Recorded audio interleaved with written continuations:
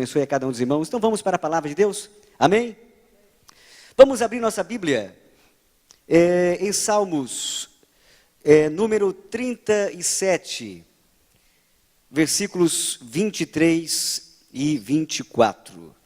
Salmos número 37, versículo de número 23 e o versículo de número 24.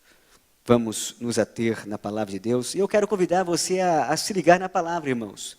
É claro que o pregador, ele não precisa e não é bom pedir para dar glória a Deus, para lhe inspirar. Não, a glória é para Deus, a honra é para Deus.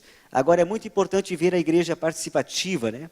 Realmente com a glorificação, porque a adoração, ela não se restringe apenas eu sei, de movimento das mãos, de um glória a Deus, de um aleluia, mas faz parte. Isto é realmente uma evidência forte, né, da nossa intensidade também de adoradores. Então, essa participação é muito importante. Adore ao Senhor, participe, glorifique, porque isso ajuda muito também até na desenvoltura da mensagem da palavra de Deus.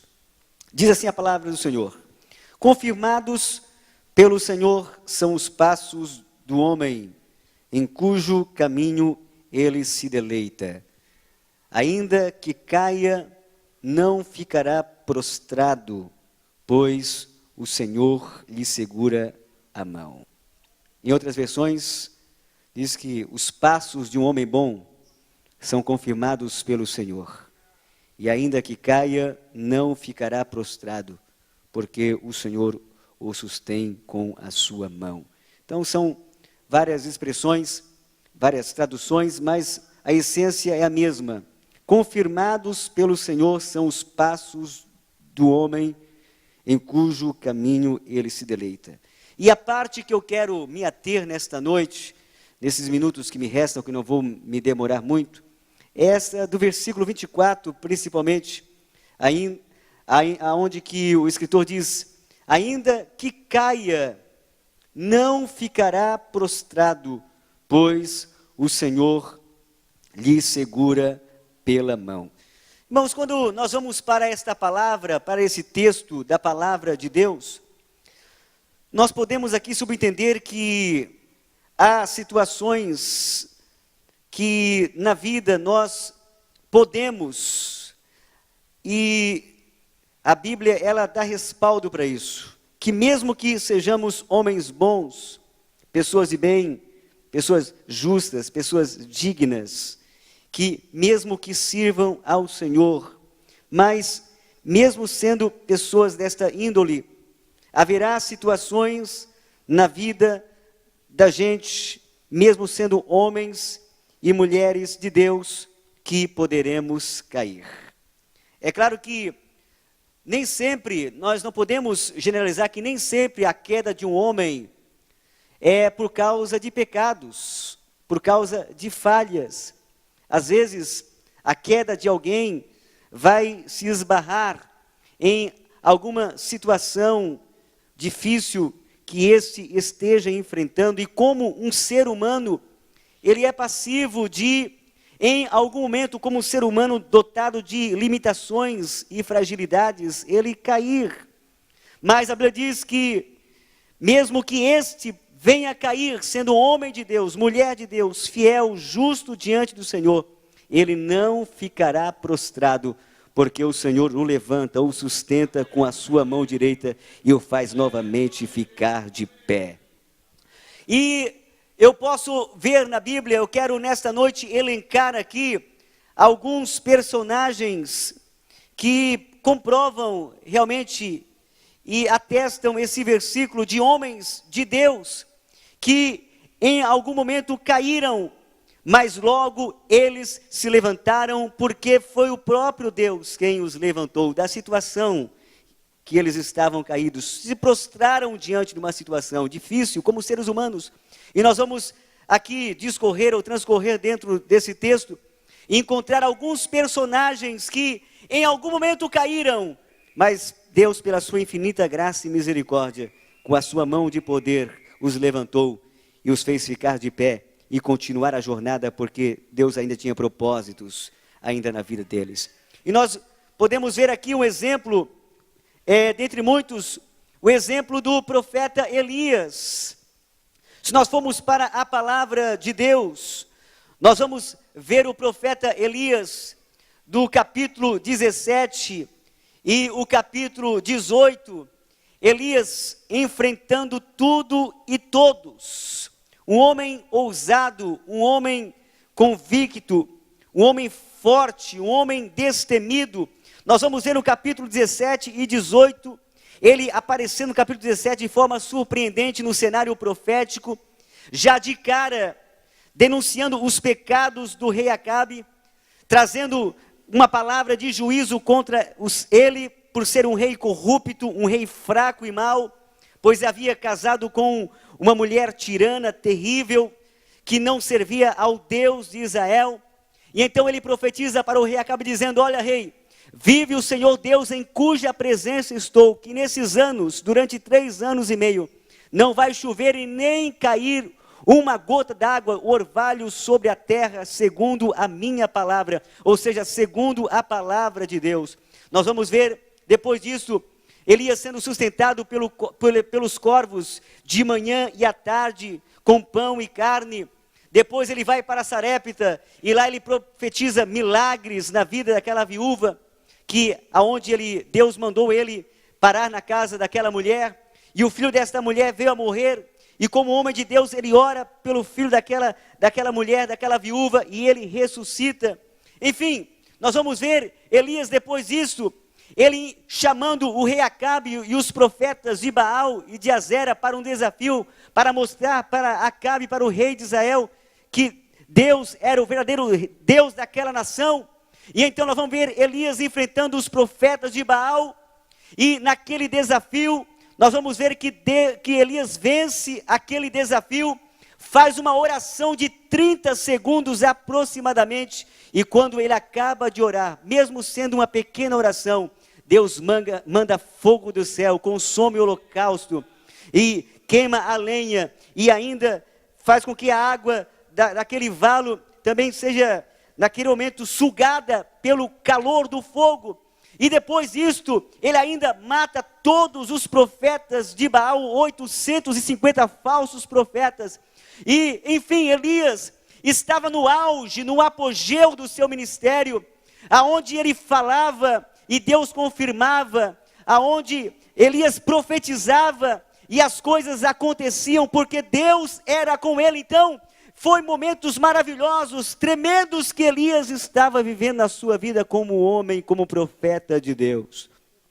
Só que no capítulo 19, quando nós vamos para a palavra de Deus, nós vamos ver que a situação para Elias, ela começa a ficar difícil, porque a palavra de Deus vai dizer no capítulo 19, que então Jezabel, ela manda um recado para Elias, dizendo que ele só tinha 24 horas de vida, porque ele matou os seus profetas, ele havia destruído os seus profetas.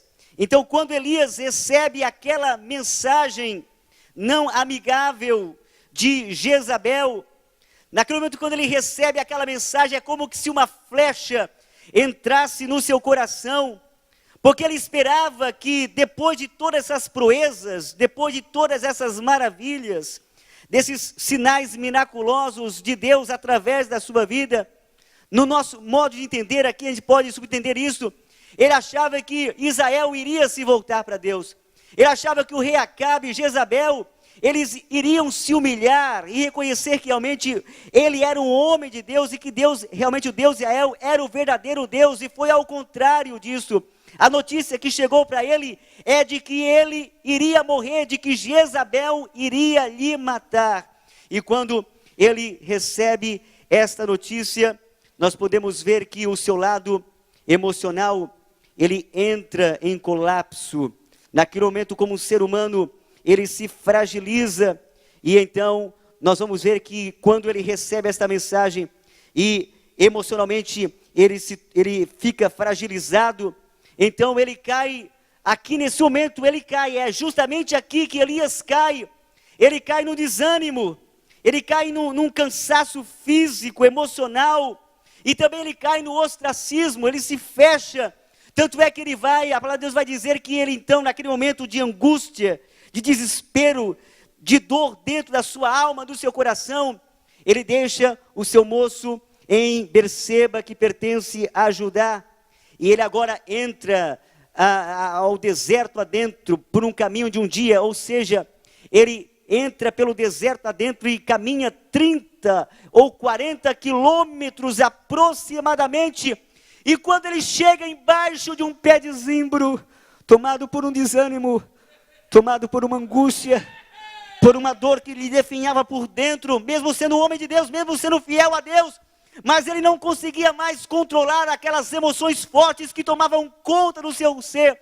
Quando ele encontrou ali um pé de zimbro, um arbusto no meio de um deserto, diz então que ele deita embaixo daquele pé de zimbro, e a única palavra que ele diz nesse momento é esta: ó Deus, eu não sou melhor do que os meus pais, eu não sou melhor do que ninguém, Senhor, nesse momento tira a minha vida.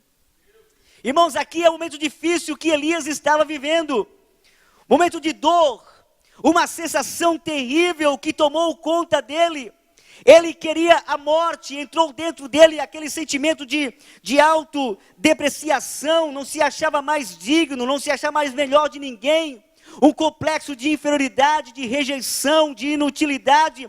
Simplesmente ele chegou embaixo daquele pé de zimbro e disse: Senhor, eu não quero mais ser profeta, eu não quero mais viver, Senhor, eu caí nesse desânimo, por favor, Senhor, tira a minha vida, porque eu não quero mais viver. E aí, irmãos, nós vamos ver aqui esta palavra se cumprindo: ainda que caia, não ficará prostrado, porque o Senhor sempre vai intervir nessas causas. Ele sempre vai encontrar um meio, uma forma de levantar os seus, mesmo que a situação humanamente seja difícil, mas Deus sempre tem uma solução, Deus sempre tem um resgate, Deus sempre tem um socorro para aqueles que clamam a Ele, mesmo que seja um grito de desespero, de dor, mas Deus, Ele entende o clamor de um filho seu, e Ele sempre vai entrar em ação para realmente livrá-lo daquele mal, para que ele realmente não fique naquela situação e acabe a sua vida como um derrotado. E justamente é isso que nós podemos ver, que esse não era o fim que Deus queria para Elias. Elias queria que o seu fim naquele momento fosse morte, fosse terminar o seu ministério profético daquela forma melancólica, daquela forma tão deplorável, tão difícil. Mas Deus tinha um outro plano para a sua vida. Tanto é que mesmo naquele deserto, sozinho, embaixo daquele pé de zimbro, longe aos olhos dos seres humanos, porque naquele momento nenhum ser humano seria capaz de aliviar a dor, a angústia que tomava conta da sua alma, do seu ser, porque tem coisas que só Deus é que pode fazer. Tem coisas na sua vida que só Deus pode fazer, mas fique tranquilo, Deus está aqui nessa noite. E Ele pode trabalhar nessa causa que não é tua, mas é dele, porque Ele prevalece sobre todas as coisas. Estava Elias sozinho, longe do olhar da civilização, das pessoas, ou de quem quer que seja que fossem os seus mais próximos. Mas Deus, Ele está com o seu olhar em todo lugar. Deus, Ele contempla o homem. O homem pode até tentar querer se esconder de Deus. O homem pode até dizer: não quero mais, vou largar tudo, vou desistir de tudo, mas Deus sempre está de olho e sempre tem outros planos diferentes dos nossos, porque os caminhos dele não são os nossos caminhos, e nem os nossos pensamentos também são os pensamentos do Senhor. E quando Elias estava lá embaixo do pé de zimbro, sabe que a Bíblia vai dizer? Que o anjo do Senhor, ele então vai de encontro ao profeta Elias, que aqui nós podemos até ver uma teofania, o Cristo encarnado, o próprio Cristo esteve ali, e disse para Elias: Elias, tu estás aí embaixo desse pé de zimbro, está aqui o pão e a água, coma e beba. Pela primeira vez Elias comeu, bebeu e tornou a deitar, mas Deus é um Deus que nunca desiste dos seus, Deus é um Deus que nunca desampara. O homem às vezes desiste da gente, tem situações que as pessoas que poderiam nos ajudar, quando elas veem que elas não têm mais recursos, elas logo desistem, porque não acreditam mais, acham que não vai mais sair daquela situação, mas Deus, Ele nunca desiste, Deus, Ele está sempre acreditando, e Deus sempre está apostando de que nós realmente somos especiais e importantes, e por isso Ele sempre, nunca vai desistir, e vai sempre procurar um meio de escape para aqueles que realmente dependem dEle e necessitam da sua misericórdia.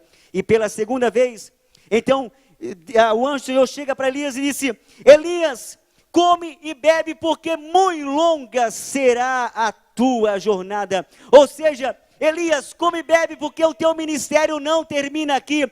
Você não vai terminar dessa forma. Come e bebe, porque muito longa é a tua jornada. Outras coisas ainda eu tenho para realizar na sua vida. Irmãos, diante desse fato bíblico, aqui de uma forma tão simples e de uma forma resumida aqui falada sobre a situação do profeta Elias e a forma como ele caiu, que como um ser humano, nós não podemos ser hipócritas. Isso, na verdade, todo homem de Deus, ele pode enfrentar isso na sua vida em algum momento da sua trajetória, do seu caminho. Ninguém está isento aqui nesta noite de passar por uma situação como esta que Elias passou, ao ponto de ter até esta audácia ou ousadia de dizer: Senhor, tira a minha vida. Talvez eu esteja pregando para alguém que nessa noite já falou isto reiteradas vezes, porque acha que o seu problema não tem mais uma solução, acha que para algumas situações que esteja lhe envolvendo hoje na sua vida, não existe uma saída, não existe uma solução. Mas Deus diz para você aqui nessa noite: descansa em Deus, espera em Deus, porque Ele está vindo ao teu encontro, dizendo para você: levanta-te, levanta-te, levanta-te, porque você ainda tem um caminho ainda para prosseguir aqui nessa terra. Todo homem de Deus, ele enfrenta em algum momento da sua vida, momentos como este, aonde parece que o mundo desaba sobre a gente, aonde parece que na nossa mente só há espaço para incertezas, para dilemas. Eu como um filho de pastor e até obreiro do Senhor, já teve momentos da minha vida que eu já enfrentei situações parecidas, ao ponto de dizer: Senhor, não quero mais.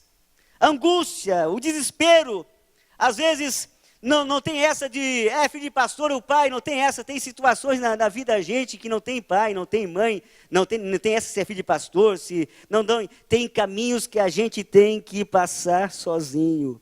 Tem momentos que a gente chora, como está acreditado, e a mãe não ouve.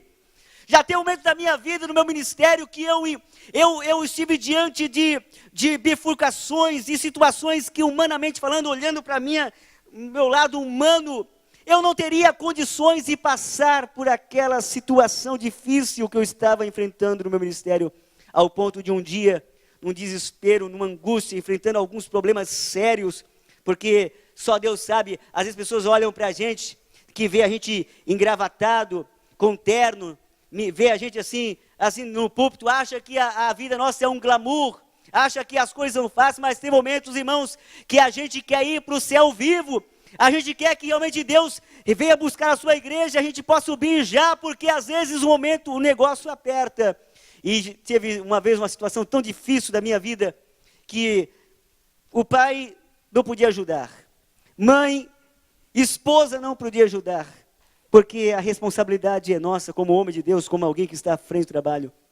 E um dia, num desespero, numa angústia, numa dor, orando no meu quarto, e prostrado naquela situação, achando que realmente iria se acabar ali, que eu mesmo dizia: não, eu não vou conseguir, eu acho que Deus se enganou na escolha, eu acho que eu não vou conseguir passar por essa, ao ponto de meu Samuelzinho, meu filho, tinha uns 3, 4 anos de idade, e eu na minha oração, e de repente ele chega no quarto, entra no quarto ali, orando, naquele desespero, naquela angústia, como Elias da vida. E eu fui lá, peguei a mão do Samuelzinho, pequenininho ainda, com 3, 4, naquela mão bem pequenininha. E eu coloquei a sua mão na minha cabeça e disse: filho, por favor, ora por mim.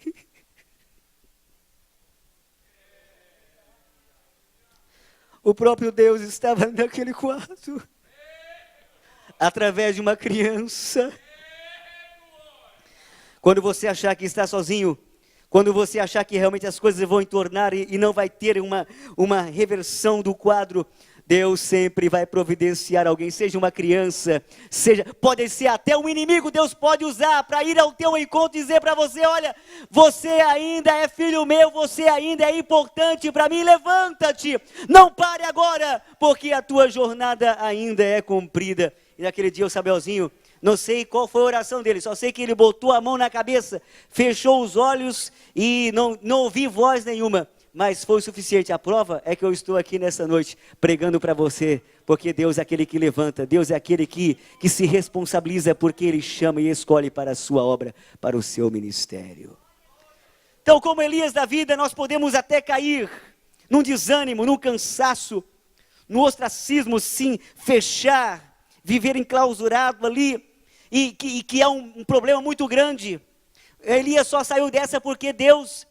Ele foi ao encontro dele, mas olhando ali para esse quadro, realmente ele poderia morrer assim.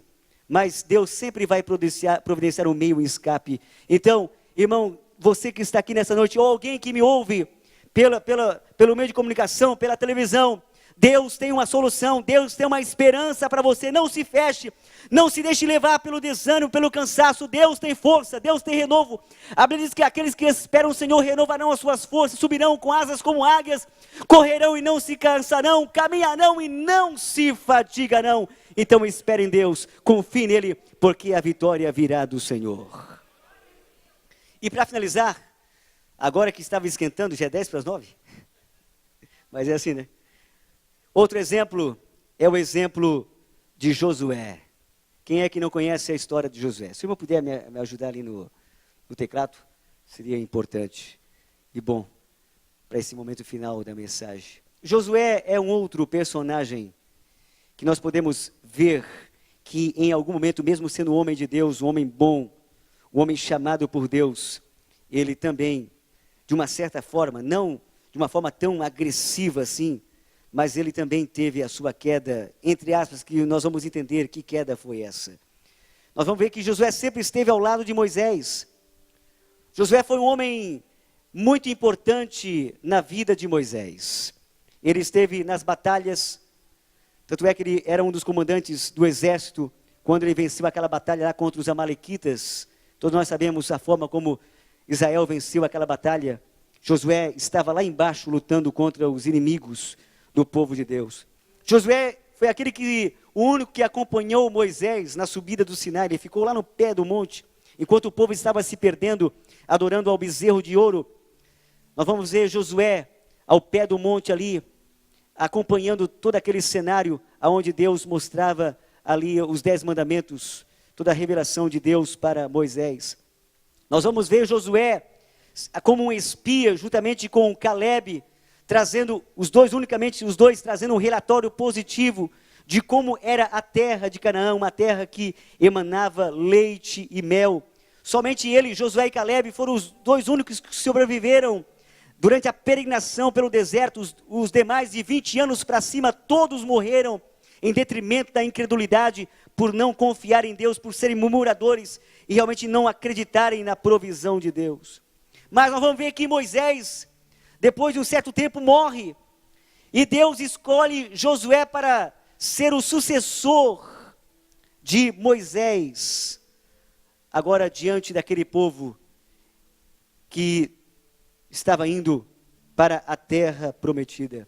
Quando Deus disse: Josué, meu servo Moisés é morto, e agora tu passarás esse Jordão com esse povo para a terra que eu lhes dei e jurei aos seus pais.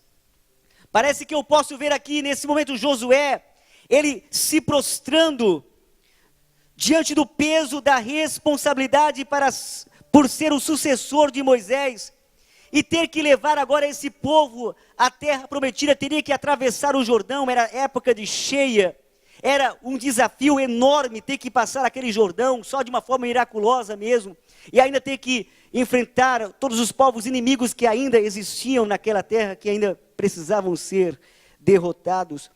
Parece que eu vejo Josué prostrado, se sentindo fraco naquele momento, incapacitado. Mas Deus vai dizer para Josué: Josué, levanta-te, assim como eu fui com Moisés, assim eu serei contigo, não te deixarei e também não te desampararei. Foi o que eu falei há alguns tempos atrás. Deus ele não se engana nas escolhas que faz. E Deus vai dizer isto para Josué, porque Deus não queria que Josué fosse um homem fraco, se sentisse desorientado, se sentisse inferiorizado. E ele queria que Josué fosse forte, porque a sua fraqueza, a sua debilidade como um líder, poderia fazer os seus inimigos sobressair diante dele e do povo de Deus. Então Deus disse para Josué: Josué, seja forte, levanta-te, porque a partir de hoje a responsabilidade é tua. E por 3 vezes Deus vai dizer para Josué: Josué, esforça-te, esforça-te, esforça-te, tenha bom ânimo, não te mandei eu, não te espantes e não te atemorizes, porque eu, Senhor teu Deus, estou contigo, aonde quer que tu andares. E nós vamos ver então Josué se levantando, e realmente entendendo de que agora era a sua vez, e ele então se levanta, e agora assume aquela liderança como homem, o líder daquela nação, para agora conquistar a terra que Deus havia dado aos seus pais e prometido a todos eles. Irmãos, e quantos de nós, como Josué, às vezes, nos deparamos diante de desafios que nós achamos que não vamos conseguir vencer, passar dela. E eu estava aqui no meu banco, aqui, assentado na cadeira, meditando sobre esta palavra. Eu pude voltar alguns anos atrás, uns 30 anos atrás da minha vida. Veio uma forte lembrança de quando o meu pai era missionário lá no norte de Minas Gerais, um lugar difícil, um lugar terrível, que é quase uma África da vida, guardar as devidas proporções, mas naquela época, numa época difícil que o Brasil enfrentava, que não tinha tantos recursos como tem hoje, e enfim, uma situação difícil, e ainda novo, com duas crianças pequenas, como eu e meu irmão, de 3, 4 anos de idade, longe, 2.500 quilômetros longe de Criciúma, num lugar difícil, pobreza, miséria, calor, que de 40 graus para cima. Então, irmãos, muitas vezes eu vi o meu pai lá no seu quarto, numa salinha, lá em algum lugar de casa, eu via ele orando, e às vezes eu chegava no quarto e quando via ele orando, presenciando ele orando assim, ajoelhado, às vezes eu não entendia, até às vezes brincava, ria, porque às vezes eu via ele gemendo e chorando com aquela oração intensa. Eu às vezes ria como criança. Depois que eu cheguei no mesmo nível que ele, assumindo a mesma responsabilidade que ele, aí eu vejo que não era brincadeira. Às vezes, palavras não têm, apenas gemidos. E numa daquelas, quando meu pai estava naquelas orações, realmente demonstrando uma dor, um sofrimento que era visível, com lágrimas e gemidos, eu posso me lembrar que eu cheguei no quarto onde ele estava, ainda criança, com 4 anos de idade, 5, eu coloquei a mão na cabeça, meu pai, repetiu-se a mesma cena. São coisas que sincronizadas, parece que é repetitivo, mas a história é assim, a vida, ela tem alguns pontos similares. Coloquei a mão na cabeça, meu pai estava orando, gemendo com dor, com lágrimas, eu sentia como criança. Coloquei a mão na cabeça dele e cantei um corinho: não fica triste não, não desanime não, porque Jesus é a tua solução. Não fica triste não, não desanima. Xaramantou, querimanda.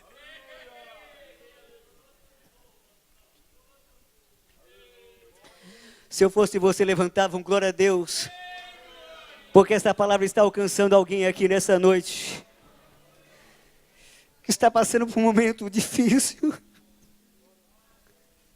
momento amargoso,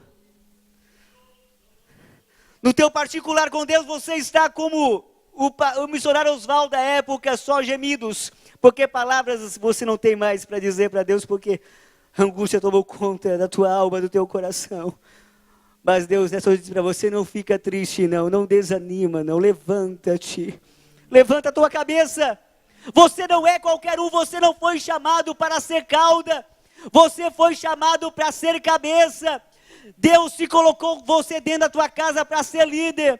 As coisas estão difíceis na tua casa, o inimigo está dizendo para você que ele vai levar o teu filho para a droga, de que o teu filho vai se desviar, de que ele vai fracassar, de que você não vai conseguir a mentira dele. A última palavra vem de Deus, se ele prometeu, ele é fiel para cumprir. Então levanta-te, levanta-te, levanta-te, porque Deus está contigo, e você não vai terminar a sua vida de uma forma melancólica, frustrada, como você tem pensado que vai terminar. Colocamos de pé.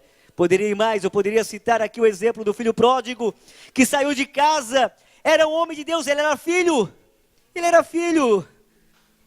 não era bastardo, ele não era uma pessoa qualquer, ele era filho, mas ele saiu de casa, errou, trocou a casa pelo mundo, mas um dia ele disse, o que eu estou fazendo aqui?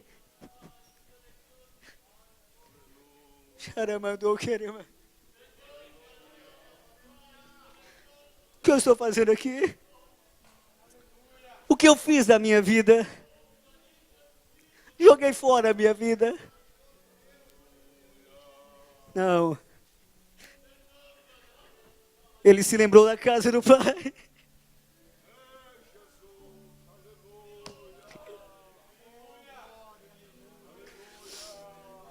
Levantar-me aí, irei ter com meu pai.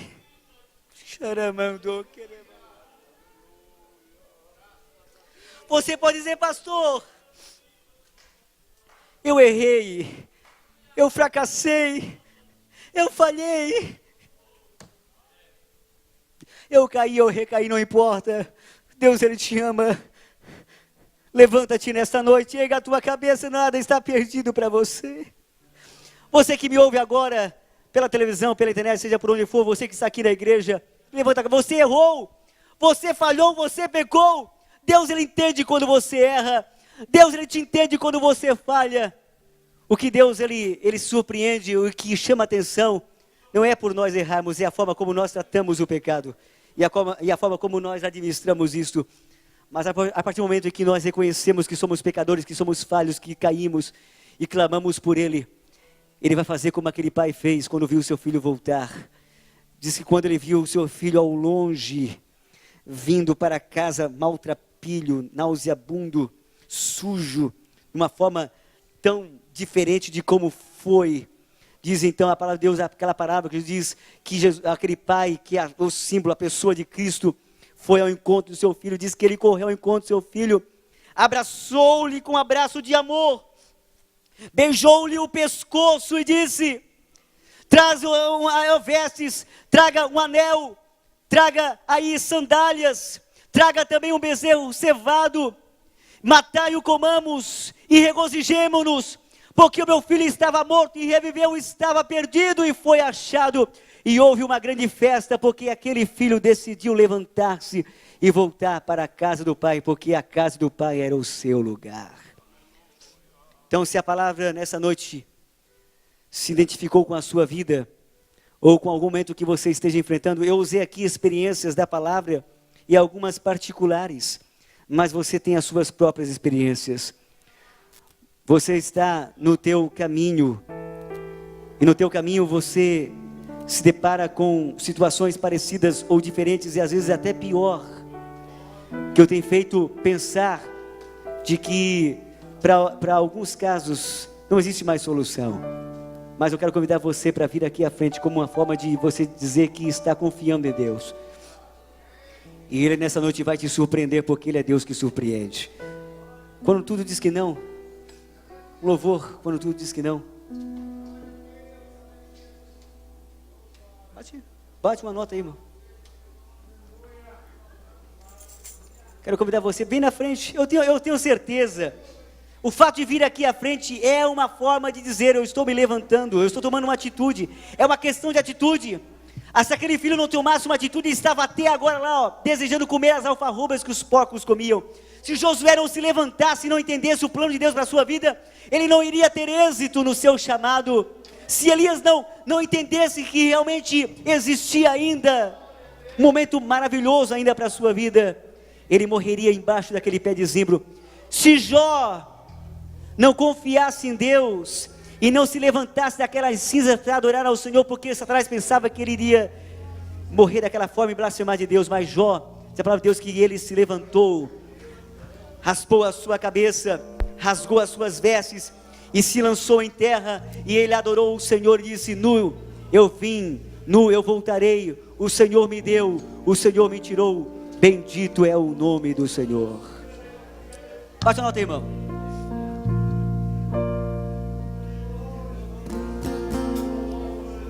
Eu quero que você agora feche os olhos. É 9 horas, eu sei, eu gosto de terminar o culto 9 horas com o pastor, mas é um momento especial, não tenha pressa. Mais 5 minutos, Deus vai te surpreender. Quando tudo diz que não, tua voz me encoraja a prosseguir. Quando tudo diz que não, quando tudo diz que não, ou parece que o mar não vai se abrir. Deixa o Espírito Santo trabalhar na sua mente, por favor. Não olhe para mim assustado, esperando de mim, não é eu. É o poder da palavra. Por favor, feche teus olhos agora. Quebrante teu coração pelo poder da palavra, pela ação do Espírito Santo. Tem alguém aqui nessa noite? Tem pessoas aqui nessa noite? Eu digo para você, se eu fosse você, eu não ficaria aonde você está no seu lugar agora. Pastor, daqui mesmo Deus pode me tomar, daqui mesmo Deus pode falar comigo. Não, é uma atitude, Deus quer uma atitude de você. Deus convida algumas pessoas para virem aqui à frente, porque Ele precisa ter um particular contigo nessa noite. Prevalecer, o Deus do impossível, o Deus do impossível, o Deus do impossível,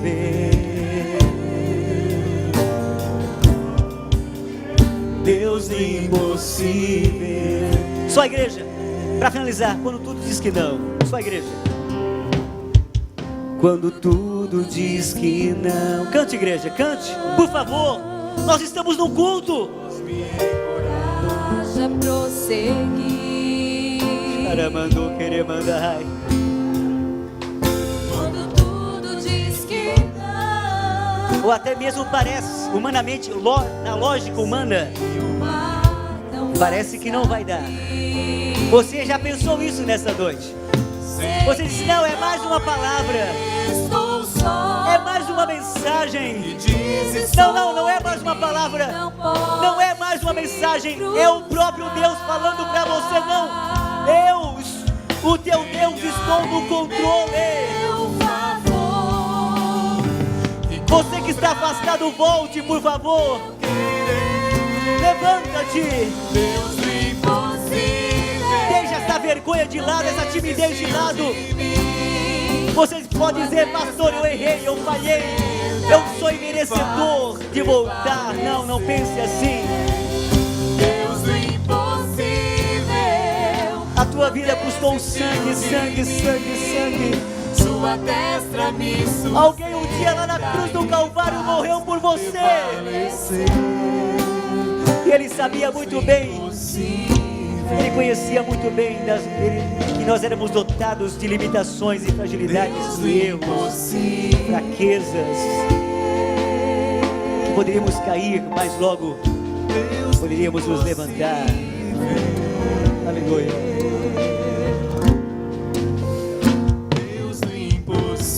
Oramos.